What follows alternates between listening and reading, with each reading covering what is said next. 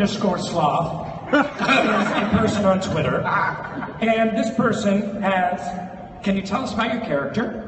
And will your character get to have romantic relationships? Interesting you asked me that question, Rainn Wilson, because I can announce I've been given permission, because we're under lock and key, be able to, not spoil anything, but we're going to release the information that a wonderful actor that I've known for over 20 years, that you would all know if you're old enough to know. Remember that show, My So-Called Life? He was in that show, and he's in the upcoming season of 13 Reasons Why, and he's a friend that I actually did rent with briefly in the long course of my life with it. Wilson Cruz will be playing He will be playing your what? My love interest, my partner. Yes. And we are both officers Your man love. Yeah, my man love, and we're both officers on the ship. So my character, Lieutenant Stamets, is the first openly gay character in the history of the TV world.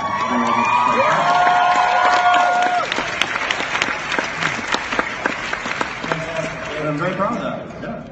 What's that? And I'm very proud of that, is all I wanted to say. And he's a scientist. That's all.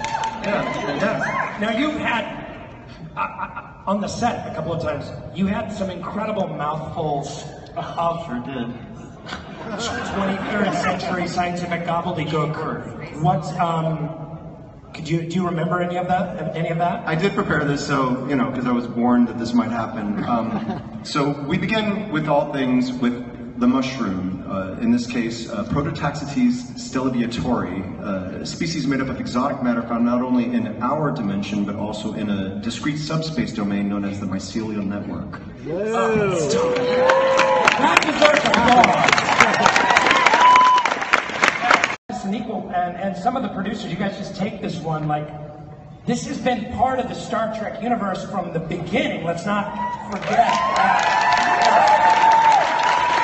the first interracial kiss on TV was on Star Trek, the original series. So we're forging some new territory with a diversity of cast and storylines, both with race and sexual orientation. Can Sonequa, you start and maybe hear from one of the numberless producers on the panel? One of our incomparable producers will come in on this as well. But yeah, it's Star Trek has always been pictorial of diversity and of universality and of unity. And so, as I've said before, I truly believe it is one of the main reasons why it is so important to so many people still to this day. And if you say you love the legacy of Star Trek, but you don't love that, then you've missed it. That's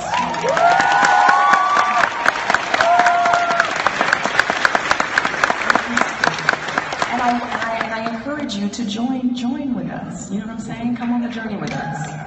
Hopefully it'll help you learn something about yourself and the people around you, because that's what our story does.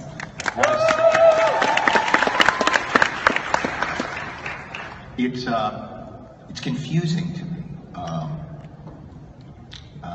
the degree of backlash that we got, because if you love science fiction, then you love imagining yourself as something other. Yes. And Star Trek is built around empathy. I mean, uniquely, when it comes to long-standing science fiction. It's primary grammar that we see how we are the same and we accept each other's differences and find common ground and love. And it spoke more to what's happening culturally on the internet than it did to Star Trek. Because Star Trek is just about how we hold hands and go forward together. Nice. Yeah. I know, for myself, growing up watching the original series, the unique Roddenberry vision for the future of mankind was so inspiring to me, even at age 5, when I started watching it. Like, oh, you mean the human race can do this?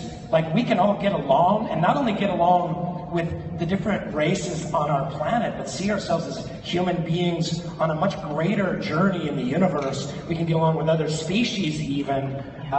and deal with race and racism and different kinds of